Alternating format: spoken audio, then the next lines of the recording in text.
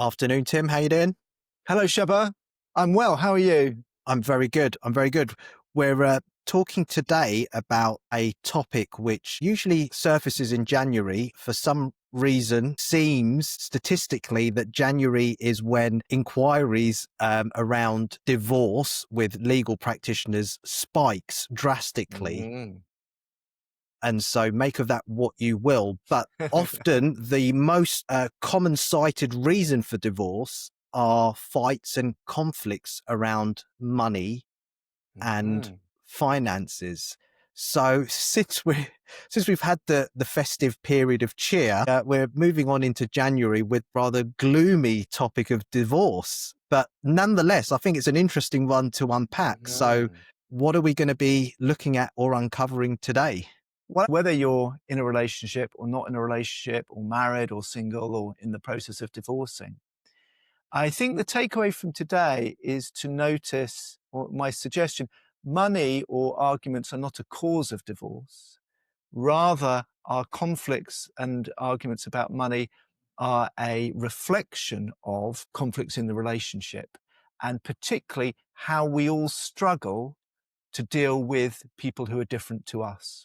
That's my takeaway. So I hope someone who listens to this, wherever you're at in the world of relationships, might give you a little bit more capacity and understanding to move in the direction of what for me is the only real definition of love, which is to truly be able to accept and be open to someone as they are, not as you'd wish them to be. I think there's a lot about money that triggers us and makes it quite hard for us to truly appreciate how someone might be different to us. So that's Right. the snapshot, and let's see how Okay. we get there. I'm intrigued because obviously we don't script these conversations, so sometimes we venture into the unknown. So Yes.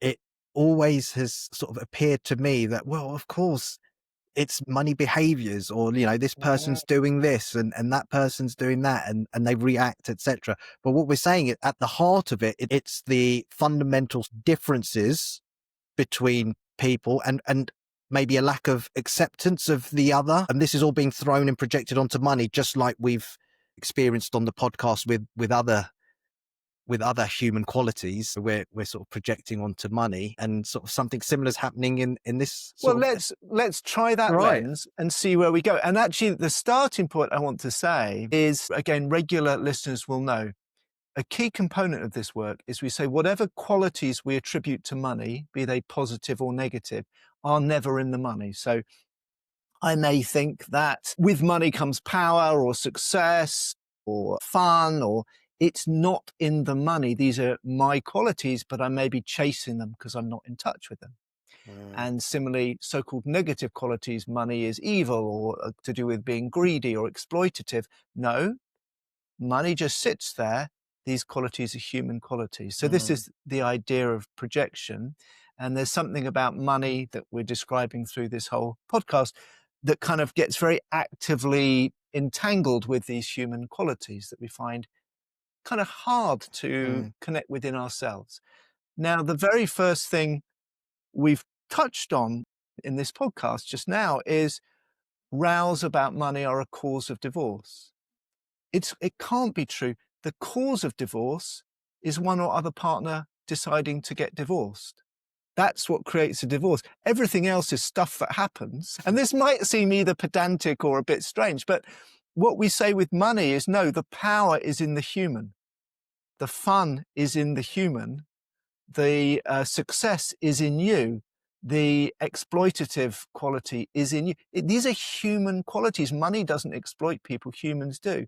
So if you're asking who or what causes divorce, it can only be people.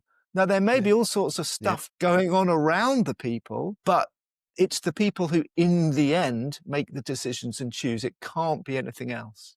I'm chuckling to myself at the absurdity of the statement which I was reading around the main causes of divorce are, Yes. but they're all human Yeah. behavior. They're exactly what you said. They're humans acting out in a certain way, and they may be the circumstances through which one That's right. person or the other then decides this marriage is no longer for me. But money doesn't suddenly come along with its two legs and two arms and kind of push Exactly. people apart. And we talked in the previous episode about looking for counterexamples for our Yeah. stories of reality because they're so strong and insidious, right? Imagine two different couples with very, very similar money differences. We'll get into money differences. So maybe he does this with money and she does this with money, or Mm. whatever the couple is, right? One partner does this, one partner does that. Imagine two couples with the same dynamics and differences, and it starts to create rows or upset or misunderstanding. And it's not stretching it to say one of those couples does not have the capacity to work consciously with what's happening and understand and learn from those differences and end up getting divorced. And the other go, well, we really love each other. We're really committed, but we're having these terrible rows and difficulties around money. Let's really figure out what's going on and how to deal with it. So again, it's not money or the conflict that creates the Mm. divorce. It's Mm. people and we might say their capacity. So that's the first step. Yeah. And a big first step. It's almost Right. like, again, the stories that we tell ourselves. Okay, well, yeah, there's a reason, and the reason is this. And actually, I can just think of a couple of examples just around bankruptcy with clients where I Right. know that now I don't know the ins and outs exactly what's happened, but bankruptcy has been an issue. And that's kind of been cited as the reason why the couple got divorced.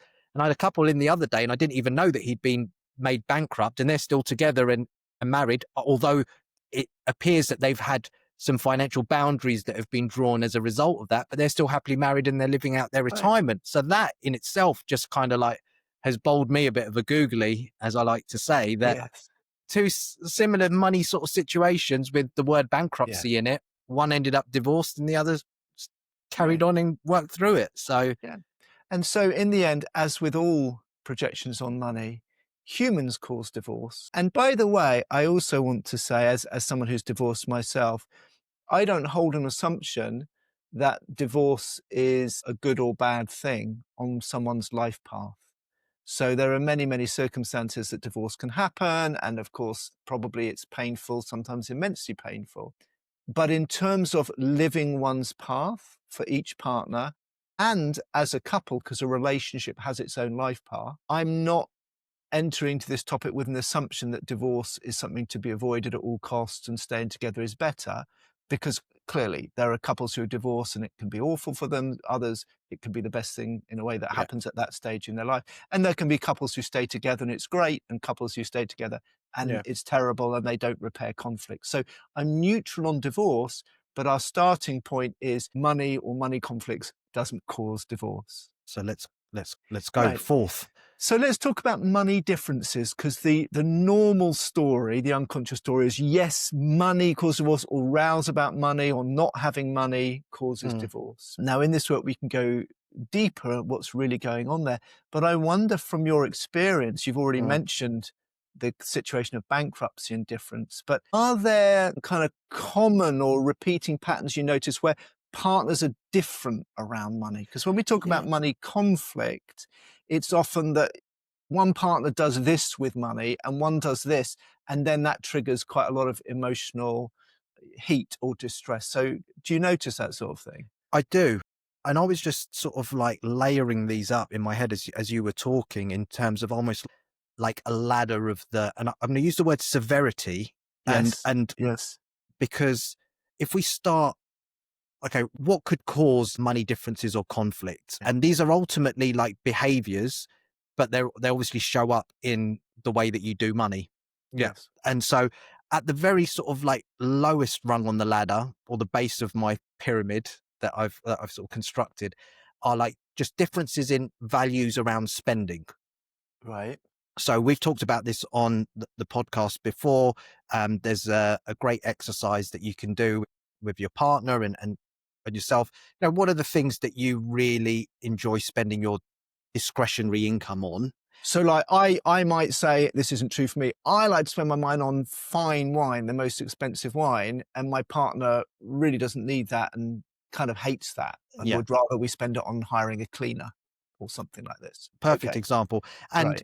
in those differences in money values, I guess they could be there could be some conflict. There might be a build-up of resentment if one person is spending on that and not considering what the other person, would like to spend on, etc. So I think at a very sort of ground level, and that can be quite detrimental to a relationship. Definitely. And resentment can build up. So Yeah, I'm imagining I'm drinking my very expensive wine in a dirty kitchen, and my partner might feel full of rage and yeah, resentment about that. Yeah. exactly. So we've got that sort of situation. So like value conflict. Uh-huh. Yeah. Then on a layer up on top of that, I've got a chronic overspending. Uh-huh. And the reason why I've sort of termed it chronic overspending, and the result is that you're actually then taking away valuable resources that maybe the couple or the family could be Yeah. using elsewhere, and they're being used on stuff that's not required or not needed or not helping the relationship or the family unit, let's just So say. in a way, that sounds to me like a more long-term and deep-lying example of number one. So it's still about different values. Yeah, I consistently spend on whatever, going out to the pub with my friends like yeah, every week, and that's taking money away from the family unit. yeah, And there could be deeper reasons. It may be just my values are different, but it's really building over time, that one. yeah. Okay. Um, Then I've got a layer up from that is where the spending has very dire physical consequences Mhm. in terms of gambling or substance abuse or Right. things like that, which are taking it to the next level in terms of Mm, their impact. mm, And then because that's going to bring a whole host of secondary issues as well mm. alongside it.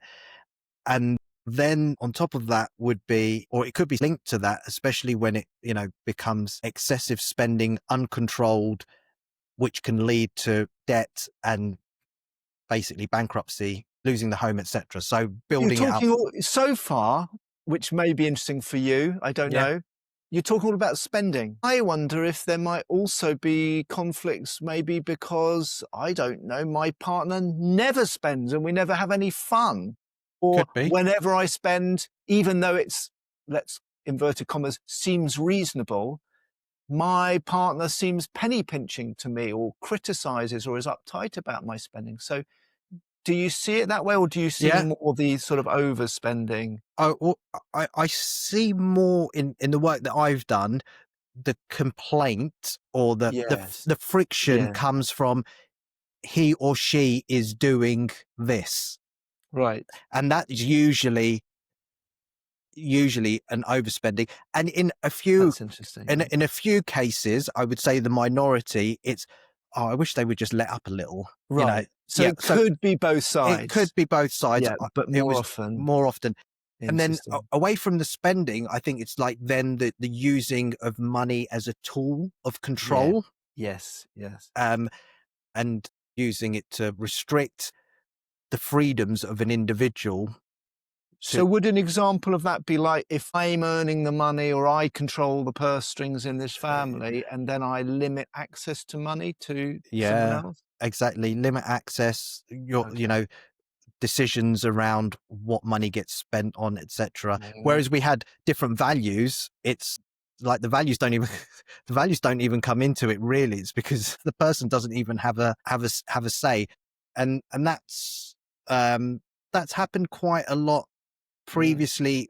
From in a cultural setting, Mhm. with cultures where Mhm. generally historically the man is the breadwinner and goes out and controls the finances, the Right. woman is the nurturer and the homemaker and stuff like that.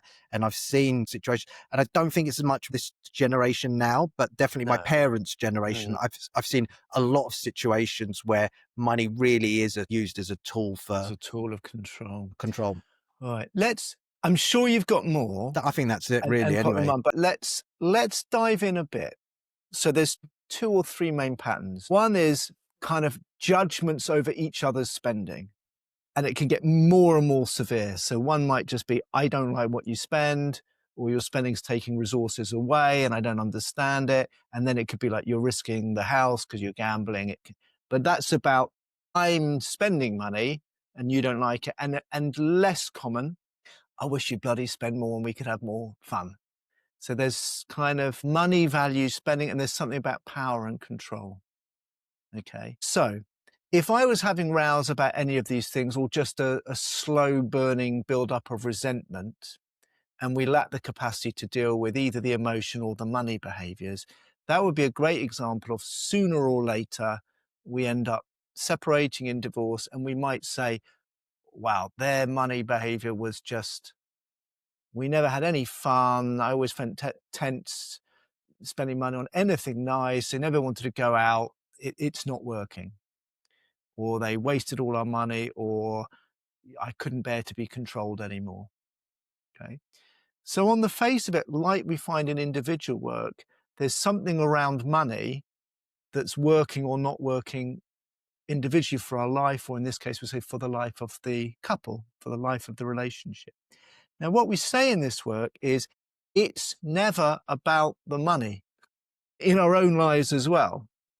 It's always about something about the life path that we're not able to do or access because part of us is tied up in this construct of money, right?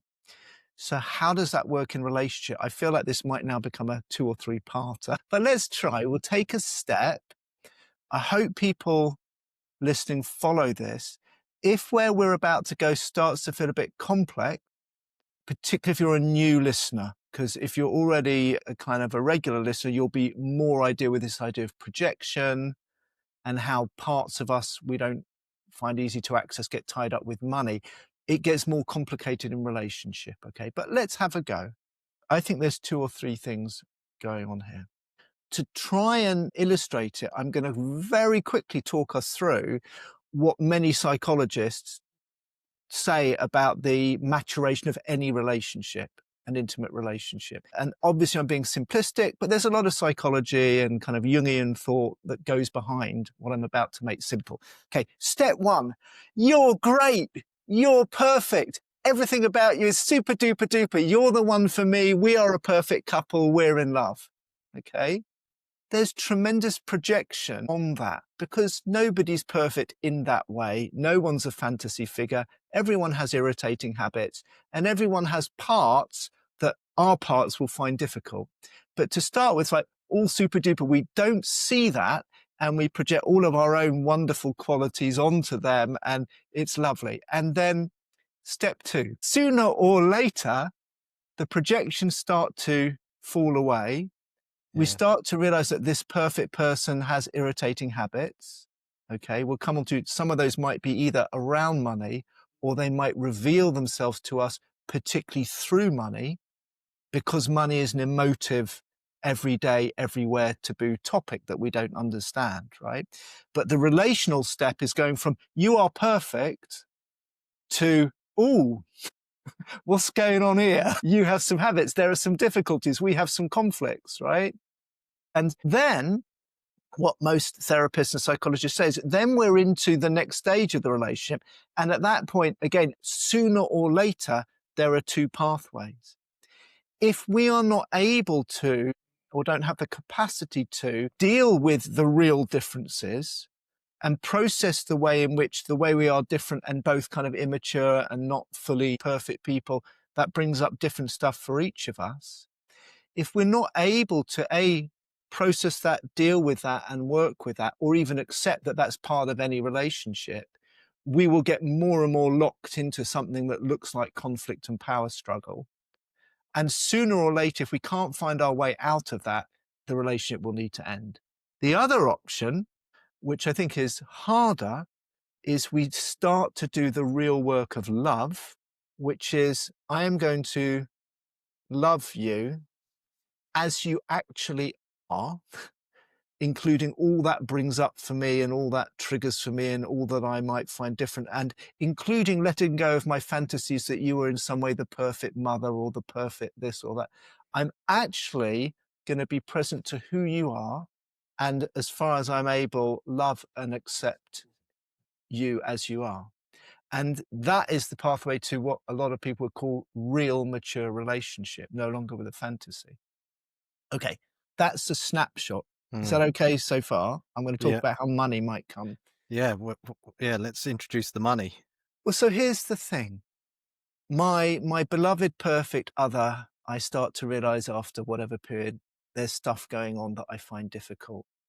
We already know that parts of me that I find difficult to handle, I tangle up with money, right? Yeah. We also know Could you just that give an example for a new listener when you say that? yes, okay. I learnt not to be greedy, to always be kind and give the biggest piece of cake to others, even though I wanted it. So I've learnt it's bad to be greedy. And then I think having lots of money is greedy. So I live my life to never have too much. That would be an entanglement. Mhm. Okay. What we also know about relationships is it's the same as money. The things about my partner that I might find particularly emotive or difficult to deal with are often telling me something about myself that I'm not so in touch with. So let me give you an example of how this could be in a money behavior, but it's not about the money. Let's say I grew up and for whatever reason, I identify with being sensible, responsible Tim. And that's an identity thing. That's part of my psychology. And I, for whatever reason, find it much harder to access the part of me that's reckless, irresponsible, and a bit crazy. That other part might be really useful for me. And we see this a lot on the money. That's going to give me something, but I'm not in touch with it. Two things will follow from that. Thing one is probably with my money, I'm responsible and sensible and a bit boring, and I don't buy crazy impulsive gifts, and I'm quite measured, and I don't go into too much debt, but I don't have that much fun with my money. That makes sense because we say, as in money, so in life, right? Mm. I've learned to be responsible. I see that's who I am. I don't know how to be impulsive. So I'm like that with my money. But that's me. That's not money. So then the other thing is often I'm unconsciously attracted to someone who has the very energies that I'm not well in touch with. So I quite attracted to impulsive, more carefree people because it's a part of me that I know unconsciously is good for me, but I don't see it. So I fall in love with someone with this other side. But then guess what? Once I start to really get to see them, they're a bit reckless and impulsive with money. Okay. And I don't like it because maybe we're pooling our savings or they spend all their money and they get into trouble or they just buy crazy shit or whatever. And so again, what's happening is they are simply manifesting part of who they are through money, just as when I'm being responsible, I'm expressing part of who I am with money. But what it represents to me is this energy that's reckless and impulsive. And that challenges me. It's not about whether we have enough money. It's not about what they buy. It's that they're expressing an energy, which on the one hand, I fell in love with, but actually when it gets closer to home, I still don't know how to relate to in me. Does this make sense? Mm. Right? I have a charged and uncomfortable relationship with recklessness and impulsiveness. Right? I kind of find it attractive, but it scares me. So then I'll just take the final step and then Mm. you can, throw in your thoughts or questions. Then we think we're having a row about money. You spent too much on this. Why do you always spend on these impulsive things? Or she thinks I'm really boring because I'm always Mm. responsible and trying to control it. But it's not about money. It's how on earth, my dear, do we give space in this relationship for your quality and my quality? How can we honor it both? And the real opportunity is how do I realize that the very thing you're expressing with money, but also without money, is something that could be really, really good for me, but I'm challenged by? And how do you start to get that the very thing that you find me boring and irritating because I'm too responsible is actually part of you that could be good for you? And then Mm. we realize we're not rowing about money. We're rowing about parts that we represent to each other that we haven't integrated. If I can make that step, then I'm on the path to not only true love and acceptance, but growing and expanding as a person. And then we don't have to divorce. And we can be happy, which is more important. So I've said a lot, and I'm You sure a lot have. of new listeners will be wondering. But yeah, well, what are your thoughts, Shaba? I've not actually thought of trying to solve money issues or conflicts through this particular model. Well, one might say that relationships at their heart are about can we expand our identity through our Yeah. love for each other? But that's not what most of us would Yeah. say. So just going back to your archetypal kind of nemesis of the free spender and also free in life kind of Uh-huh. individual, and the sensible, prudent with money, but also in life. Slightly tight-arsed. Yeah. And this is for me, as well as new listeners who might be totally like, what the hell's going on here? This is something that we haven't come across. But there is this idea that we have both qualities within us. Deep down, we always have both. We Yes. have both. It's just that the sensible person just hasn't acknowledged that they also have this free, spontaneous energy or quality within them. And maybe they haven't been allowed to, or maybe something happened earlier that it was. So there's reasons why. So it's not just they haven't acknowledged, although you're correct. It's like they haven't maybe had that appreciated or been allowed to acknowledge it. Yeah. So there's always a reason. Yeah. So what I wanted to just clarify for myself and for the listeners is, by incorporating or acknowledging or integrating that other part, Mm. what does that person then get, or what do they achieve? And then how does that help to solve Mm. because the money situation could still be presenting a problem Could do. around. So can Yeah, we yeah, yeah. just, and that Great might have been the question. next Great step. question. Yeah, great question. So again, I'll use this example of liveliness or impulsiveness and responsibility, but you could use this Yeah. for anything where there's like a pair of money behaviors. So maybe one feels very successful and one feels a failure, or one's a very high earner and one's a low earner, or one finds it very easy to spend on themselves and one finds it very hard to spend on themselves. So anytime you get sort of two sides, it can often be the case that one person in the relationship expresses one more easily and the other expresses it less easily, right? Mm. And even in a relationship where we have a lot in common, that might be great. There might be aspects that we're different. Yeah, because I was just drawn to the fact that this just is a problem when you've got the opposing kind of qualities. But actually, if you both have the same quality, then actually you're missing out on something else. Exactly. But Exactly. life might just become a bit dull and predictable because Yes, you're both just operating with that one energy and that one quality. exactly. And then what will often happen is life will throw something at you where you need the other quality rather than your partner Yeah. will throw it at you. But yeah, that's another story. So quite right. So here's to carry it through and to try and Mm, respond to your question about how does it help? And mm, also how does it help with real money thing? Let's take an example where I'm responsible and a bit boring and dull and controlled with money, and I fall in love with someone who maybe we've got lots in common, but one of the things I really like about them is they're very lively and very impulsive and more carefree. And unconsciously, that's very attractive to me because it's part of me I need. But then we start having rows with money because they think I never spend or go out, and I think they're just wasting their money. So we think we're rowing about money. And one path is we row and we can't resolve it and we separate. What's the possibility, both for money and in our relationship? The first possibility is if I can see it, because I'm triggered by this, I can consider with my detective work, oh, this very thing in her behavior that really irritates me, and I'm known to my friends down the pub or have secret resentments or whatever. Ooh, maybe the reason that's so charged for me is because it's a part of me I could be more in touch with. And if we can both do that, that's a great step, right? Now, here's the thing. The more I'm able to connect with that part in myself, then the more I'm able to accept it in my partner. If I can't accept it in my partner, and yeah, it may run into some financial difficulties, we'll get there later. But if emotionally I just think it's bad or wrong, then what am I doing? I'm unconsciously making a part of me wrong or bad, and I probably already do think it's wrong or bad because I haven't been doing it. yeah. But much worse for the relationship, whether I want to or not, I'm making her way of being wrong or bad.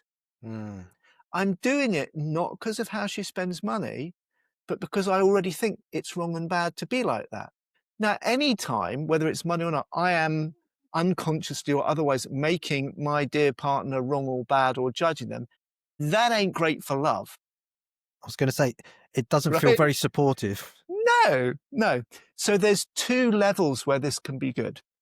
Well, actually, there's three if you include real money circumstances. The first is if I can go, oh, it's maybe showing me something about me. And if I can take, in fact, the responsibility to do my inner work and find my relationship to being impulsive and reckless, this expands me. I then become more flexible and free in my life to be responsible when it's helpful. But when it would be a great thing for my life or our life to be a little bit more impulsive or reckless, I can do it. So I get to be responsible and have more fun. But also by then I accept that part more in the relationship in her, which is love. Our relationship now, instead of those two energies being in a constant battle, the integration is together as a couple. When we need to be responsible and make sure we've got enough to pay the bills, we can do it and she doesn't resent it. But when we have got a bit of money and we can be impulsive, we can do it. So the relationship then has more capacity. Because remember, we all need all of this stuff to go through life, right? I want to say on one other level, and then we talk about maybe resolving a money problem. Well, let's talk about that first. If we have a money problem, maybe money's short, or maybe we need to save, or we've had an unexpected expense, rather than having a row about it, which doesn't help us, maybe we can get together and go, okay, well, I'm really good at being responsible and planning and thinking about this, and you're really great at this. And also those values are important to us. How do we use all of those skills to resolve this thing? And my preference, let's say we had a big expense, I might want to shut down all spending for 3 months so we pay off this gas boiler bill. She might want to forget about the gas boiler bill. Neither of those are great. And we might then together go, well, what if we paid it over 6 months? So we are going to have to make some savings, but we can still have some fun money. So we're using, it's like team building actually, or teamwork. We can use both to resolve it. I have one more thing to say about a kind of meta level of this, but again, let me pause. Does it respond to your question about Yeah. how is this useful? Yeah. It almost feels like, I mean, I've always been a keen advocate for budgeting. I mean, Uh-huh. but this feels like, again, you can get very stuck in your budget, Of and course. it can be unconscious budgeting.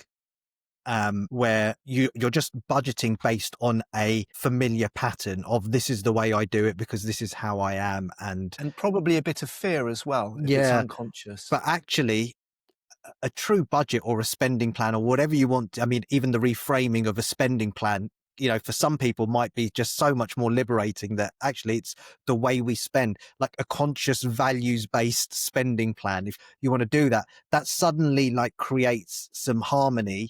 And Yes. within that, you've got actually, we need to honor the spontaneous energy of Yes. life and have some money that we can have available for that. Exactly. You might put a budget line in, which is money to do with whatever you want to do, my love. Exactly. Or for us Exactly. to do whatever we want to do. And that would Exactly. be a great integration. Yeah. And still have your emergency fund. Yes. And it doesn't need to mean that you're stuck in a particular pattern where someone's just sensible and prudent and always thinking about the emergency fund. But it's almost like you've accepted both sides. And if that's present within your budget, I think that's quite healthy. So that was That would my be only. would be a great step. That would be an example of a real integration. I still get to do my budget with responsible, but my budget now includes the Yeah. very thing that before really pissed me off. Yeah. And now I actually invite that in. And that, again, practically that's helpful. But energetically, I'm now able to accept an energy in my partner and in me that before I was hostile of, or I was reacting to without knowing it. That can only be good for our relationship. And it can give us a creative money possibility. And the final thing I was going to say is the meta level here is, I think it's fair to say we might row about money or row about differences or have different needs. But whoever we are and whatever our one-sidedness and the development we need, I think all humans in relationship, what they really want is they want to be respected for who they are, to be, as far as possible, understood as who they are, and feel that who they are and how they engage in the world, we're all imperfect beings, but to really feel that that is accepted, understood, respected, and loved. right? I think in the end, divorce comes when we don't feel that, and everything else is a symbol or a manifestation of that. So wherever it takes my spending or our spending, and as well as it enlarging my life and my relationship, if I can just start, and maybe this is a number one takeaway for anyone listening, if I consider whatever bugs me about my partner's money behavior, A, could be useful for me to learn about, B, could be great for us to include and acknowledge. But even if I can never understand it, if I can accept they have the right to be exactly as they are and to have the habits and preferences that they do, I have the right to talk about it and talk about what it creates for me or a Mm, money issue it might create for us, but I don't have to do it making them wrong or misunderstood or disrespected, which is what mm. happens in conflict. Then I can enter into whatever's needed from a position of what I think everyone really wants deep down in relationship, which is who you are, though imperfect, though beautifully imperfect. I understand, accept, acknowledge, respect, and love you just as you are. That's a perfect way to end. Thank you very much, Tim. I'll see you next time. Thanks, Sheva. See you soon.